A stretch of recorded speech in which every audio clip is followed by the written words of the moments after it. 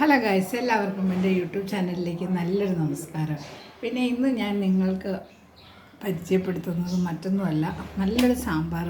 നമുക്ക് രാവിലെ തന്നെ നല്ലൊരു സാമ്പാർ ഉണ്ടാക്കിയാൽ ഇഡലി ആണെങ്കിലും ദോശയ്ക്കായാലും അതിനുപയോഗിക്കാം. അതുകൂടാതെ ഉച്ചത്തേക്ക് നമുക്കൊരു നല്ല ഒഴിച്ചുകറിയായി. അതുകൊണ്ട് തന്നെ നമ്മൾ അതിനായിട്ട് എടുത്തിരിക്കുന്നത് തക്കാളി, വെണ്ടയ്ക്ക, കുറച്ച് പരിപ്പ്, അതുപോലെ ചെറിയ ഉള്ളി, ചെറിയ വെങ്കായം. അതായത് ഇപ്പോൾ സവാള ഉള്ളിയുടെ സുന്ദരി ഉള്ളിയായ ചെറിയ ഉള്ളി കിട്ടും, അതും മാത്രമാണ് ഞാൻ ഉപയോഗിച്ചിരിക്കുന്നത്. പിന്നെ ആവശ്യത്തിന് 2-3 പച്ചമുളക്, പിന്നെ അതിനാവശ്യമായ മുളക് പൊടി, മഞ്ഞൾപ്പൊടി, സാമ്പാർ പൊടി, അതുപോലെ ലേശം മല്ലിപ്പൊടി. ഇത്രയും സാധനങ്ങൾ മാത്രം മതി. അപ്പോൾ ആദ്യം തന്നെ പരിപ്പ് നമ്മൾ വേവിച്ചു. പരിപ്പ് വേവിച്ചതിന് ശേഷം നമ്മൾ വെണ്ടയ്ക്ക, തക്കാളി, ഏത് കഷ്ണം വേണമെങ്കിലും സാമ്പാറിൽ നമുക്ക് ഇടാവുന്നതാണ്. കണ്ടോ, ഇതുപോലെ ചട്ടിയിലാണ് ഞാൻ ഉണ്ടാക്കുന്നത്. പരിപ്പ് മാത്രം നമ്മൾ കുക്കറിൽ വേവിച്ചു. അതിന് ശേഷം നമ്മൾ ആവശ്യമായ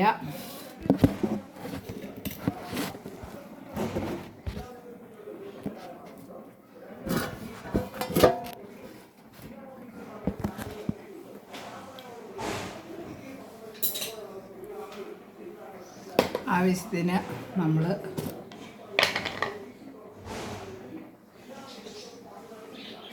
മഞ്ഞൾപ്പൊടി 1/2 ടീസ്പൂൺ മതി. കാരണം നമ്മൾ ഒരുപാടല്ലല്ലോ ഉണ്ടാക്കുന്നത്. നമുക്കൊന്ന് ഒരു 3 പേർക്കുള്ള സാമ്പാറാണ് ഉണ്ടാക്കുന്നത്. 3 പേരെന്ന് പറഞ്ഞാൽ 3 പേര് മാത്രമല്ല, നമുക്ക് ഒരുപാട് സമയം കഴിക്കാൻ പറ്റും. ഇനി അടുത്തതായിട്ട് മുളക് പൊടി ഞാൻ 2 സ്പൂൺ ഇടുന്നുണ്ട് കേട്ടോ ഗൈസ്. കാരണം ഇത്തിരി എരിവൊക്കെ വേണം, എങ്കിലാണ് കറിക്ക് നല്ല ഉഷാറ് കിട്ടുള്ളൂ. അപ്പം രണ്ടാമതായിട്ട് നമ്മൾ ഇതിട്ടു. ഇനി കഷ്ണത്തിൽ ഉപ്പെല്ലാം പിടിക്കണമെങ്കിൽ നമ്മൾ ഉപ്പിടണം. ഉപ്പിട്ടതിന് ശേഷം ഇത്രയും ഉപ്പാണ് ഞാൻ ഇടുന്നത്. അപ്പോൾ അത്രയും ഉപ്പും കൂടെ ഇട്ടിട്ട് നന്നായിട്ട് ആ മഞ്ഞൾപ്പൊടി, മുളക് പൊടി, ഉപ്പും എല്ലാം ആ കഷ്ണത്തിൽ നന്നായിട്ടിങ്ങനെ പിടിക്കണം. അപ്പോൾ അതിൻ്റെ കൂടെ ഞാൻ ഇത് കണ്ടോ, ചെറിയ ഉള്ളി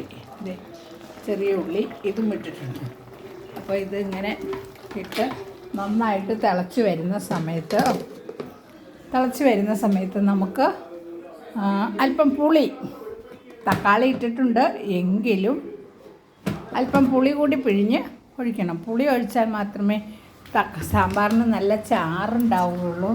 അതുപോലെ തന്നെ ചാറിന് മാത്രമല്ല, നല്ല ടേസ്റ്റ്, നല്ല ഒരു പുളിയുടെ ടേസ്റ്റ് കിട്ടുള്ളൂ. സാമ്പാർ വെറുതെ കുടിക്കുന്നത് ഇഷ്ടമാണോ ആർക്കെങ്കിലും? നല്ല രസമാണ് കേസ്. സാമ്പാർ നമ്മൾ വെറുതെ ചെറു ചൂടോടെ എടുത്തിട്ടൊന്ന് കുടിച്ച് നോക്കുക, നല്ല ടേസ്റ്റാണ്. അത് ആ ഉലുവയുടെയും കായത്തിൻ്റെയും പൊടിയുടെ ടേസ്റ്റും ആ മണവും ആ രുചിയെല്ലാം നമുക്ക് കിട്ടും. അപ്പോൾ അതിനായിട്ട് നമ്മൾ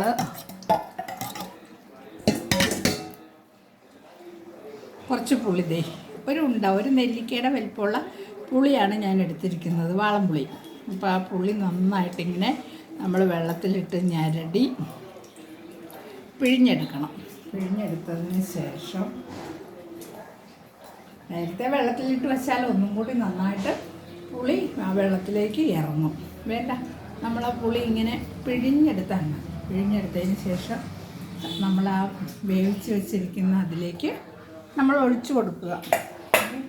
വെള്ളം പോരാ എന്നുണ്ടെങ്കിൽ നമുക്ക് കുറച്ച് വെള്ളം കൂടി ചേർക്കാം. കാരണം സാമ്പാർ കുറുകിയ സാമ്പാറിനേക്കാളും നല്ലത് കുറച്ച് ലൂസായിട്ടുള്ള, അല്ലെങ്കിൽ കുറച്ച് വെള്ളത്തോടെയുള്ള സാമ്പാറാണ് നല്ല ടേസ്റ്റ്.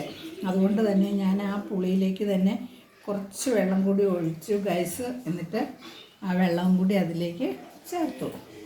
അത് നന്നായിട്ടൊന്ന് തിളച്ച് വരുമ്പോഴത്തേക്കും നമുക്ക് എന്ത് ചെയ്യാം? ചീനിച്ചട്ടി അടുപ്പത്ത് വെച്ചിട്ട് നമ്മൾ കുറച്ച് വെളിച്ചെണ്ണ ഒഴിക്കുക. ആദ്യം നമ്മൾ ചീനിച്ചട്ടി അടുപ്പത്ത് വെച്ചു. അതിന് ശേഷം ചീനിച്ചട്ടി നന്നായിട്ട് ചൂടായി വരുന്ന സമയം കൊണ്ട് നമുക്ക് വെളിച്ചെണ്ണ ആദ്യം തന്നെ നമ്മൾ എല്ലാവർക്കും വെളിച്ചെണ്ണയാണല്ലോ ഗൈസ് ഇഷ്ടം. കാര്യം കൊളസ്ട്രോൾ ഉണ്ടാവും, ഫാറ്റി ലിവറിന് കൊള്ളില്ല, അങ്ങനെ പല പല കാരണങ്ങളൊക്കെ പറയുന്നുണ്ടെങ്കിലും വെളിച്ചെണ്ണ തന്നെയാണ് കറിക്ക് ടേസ്റ്റ്. അതുകൊണ്ട് തന്നെ നമ്മൾ വെളിച്ചെണ്ണയാണ് യൂസ് ചെയ്യുന്നത്. അതിന് ശേഷം നമ്മൾ കറിവേപ്പിലയുടെ അവസ്ഥ അറിയാമല്ലോ. ഇപ്പം നമുക്ക് ബജാറിൽ നിന്ന് വാങ്ങിക്കാതെ കറിവേപ്പില കിട്ടാൻ തന്നെ ഇല്ല. അതുകൊണ്ട് തന്നെ നമ്മൾ വാടിയ കറിവേപ്പില ആണെങ്കിൽ പോലും ആ കറിവേപ്പില കുറച്ച് ഇടുകയാണ്. അതുപോലെ കറിവേപ്പില ഇടുന്നു. അതിന് ശേഷം ഉലുവ ചേർക്കുന്നത് നല്ലതാണ് ഗൈസ്. കാരണം ആ ഉലുവയുടെ ടേസ്റ്റും ആ ഉലുവ പൊട്ടിയിട്ടുള്ള ആ മണം എല്ലാം നമുക്ക് ഇതാണ് ഉലുവ. അപ്പം ഉലുവ ഞാൻ ആവശ്യത്തിന് ചേർത്തു. അതിന് ശേഷം വെളിച്ചെണ്ണ നന്നായി ചൂടായിട്ട് വേണം നമ്മൾ ഈ വക സാധനങ്ങളെല്ലാം ചേർക്കാനായിട്ട്. അതിന് ശേഷം നമ്മൾ ചേർക്കുന്നത് കടുകാണ്. കടുക് നന്നായിട്ട് പൊട്ടി വരട്ടെ. കടുക് നന്നായിട്ട് പൊട്ടിയതിന് ശേഷം നമുക്ക് 2 വറ്റൽമുളക് ഇടുന്നത് നല്ലതാണ്. കാരണം ആ സാമ്പാറിൽ ആ വറ്റൽമുളക് അങ്ങനെ കിടക്കുന്നത് കാണാനും നല്ല ഭംഗിയാണ്. ആ കൂട്ടാൻ വാങ്ങുമ്പോൾ അതിന് ആ വറ്റൽമുളക് ഇങ്ങനെ, ഇതാണ് വറ്റൽമുളക്, അറിവുള്ളതാണല്ലോ. അപ്പോൾ ആ വറ്റൽമുളക് ഇട്ടു. അതിന് ശേഷം നമ്മുടെ സാമ്പാർ പൊടി അല്ലേ, സാമ്പാർ പൊടി ഒന്ന് ചൂടാക്കിയിട്ടിട്ടാലാണ് കറിക്ക് പ്രത്യേക ടേസ്റ്റ് ഉണ്ടാവുന്നത്. അതുകൊണ്ട് നമ്മൾ ഇത്രയും സാമ്പാർ പൊടിയാണ് ഇടുന്നത്. അപ്പം കുറച്ച് സാമ്പാർ പൊടിയും കൂടി ഇട്ട് നന്നായിട്ട് മൂത്ത് വരട്ടെ. മൂത്തതിന് ശേഷം നന്നായിട്ടൊന്ന് മൂപ്പിക്കുകയാണ്. മൂപ്പിക്കുമ്പോഴെന്താണെന്ന് വെച്ചാൽ നല്ല ഒരു കറുപ്പ് നിറം കിട്ടും സാമ്പാറിന്. അതുകൂടാതെ നല്ല ടേസ്റ്റ് കിട്ടും.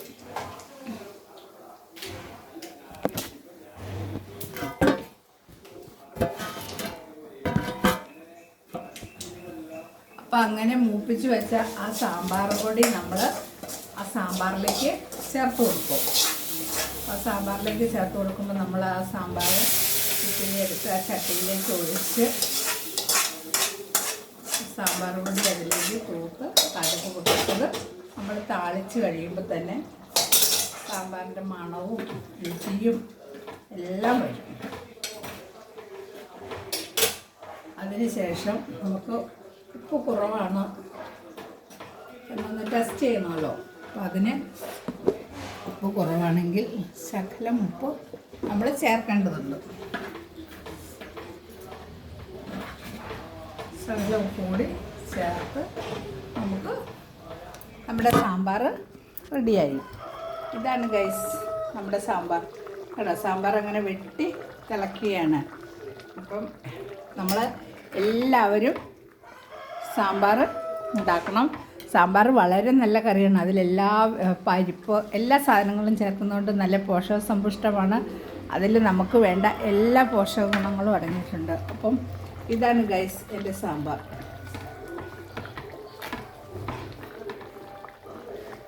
ഓക്കെ, എല്ലാവർക്കും ഇഷ്ടമായി എന്ന് വിശ്വസിക്കുന്നു. പിന്നെ കറിവേപ്പില വേണമെങ്കിൽ നമുക്ക് ഇത്തിരിയും കൂടെ അതിൻ്റെ മീതയിലേക്ക് ഊരി ഇട്ട് ഡെക്കറേഷൻ ചെയ്യാവുന്നതാണ്.